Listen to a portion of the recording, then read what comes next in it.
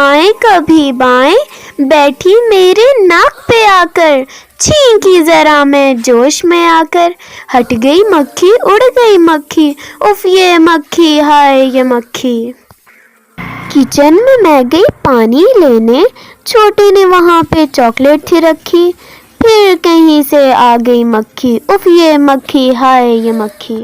भाई खा रहा था आम, खुशबू फैली काम तमाम, कान पे भुनभुना रही थी, आ गई कहीं से मोटी मक्खी, मैंने दे के कान पे रखी, उफ ये मक्खी हाय ये मक्खी। प्यारे बाबा आओ, बाजार जाओ, स्प्रे की बोतल लाओ, बीमारियां बढ़ा देती है, जरासीम फैला देती है, इतनी मक्खी इतनी मक्खी। फिर मम्मा एक बोतल लाई, पानी में कुछ चीजें मिलाई, फिनाइल डेटोल सिरका डाला, पूरे घर में स्प्रे कर डाला।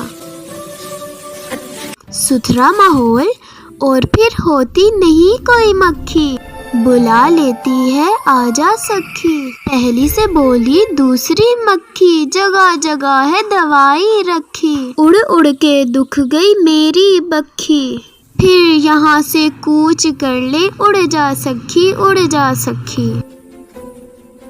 हो गया हमारा काम, मक्खी का हुआ काम तमाम, हो गई गायब न जाने कहाँ, अब आएगी ना कभी भी मक्खी।